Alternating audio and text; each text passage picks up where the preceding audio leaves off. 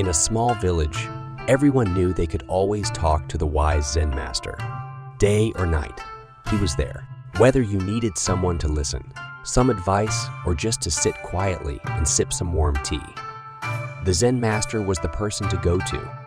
So imagine the surprise when, one bright morning, his door was shut tight.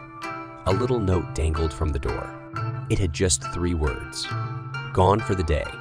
People were surprised, but one person felt like a balloon losing all its air. This person was going through a really hard time and had hoped to get some help from the Zen master that day. Angry and confused, they thought, how could he just go away like that? Who does that when people need him?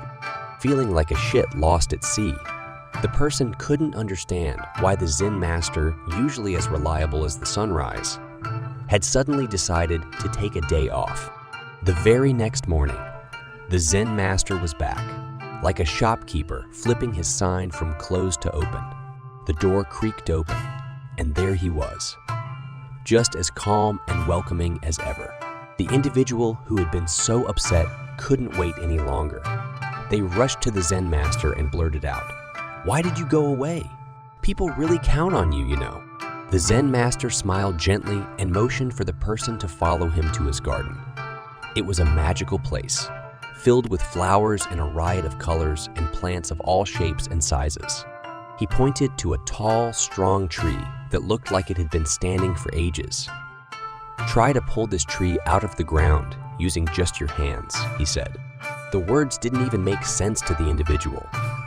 Is this a joke? They thought, but they tried anyway. They grabbed the trunk and pulled, but the tree didn't move an inch. "See? You can't do it," the Zen master said. "This tree is strong because it soaks up goodies from the soil, drinks in the rain, and basks in the sunshine. Now, take these heavy cloths and cover the tree's roots and leaves." Still feeling like they were trapped in a weird dream, the individual did as told. They wrapped the cloths around the tree's roots and leaves, covering them up like a mummy. "Now think hard," said the Zen master. "What would happen to this tree if we kept it covered up like this for a really long time?" The individual thought for a moment and then said it would get weak and probably die. They felt a storm cloud of confusion and irritation gathering inside them. What did any of this have to do with the Zen master taking a day off?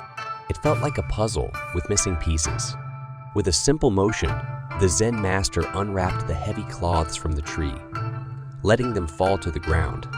He looked at the individual, his eyes shining like 2 peaceful lakes. "Think about it this way," he began.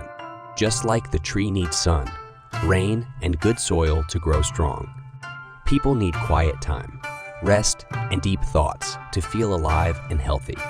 If we wrapped up the tree and kept it from the things it needs, it would get weak and sick.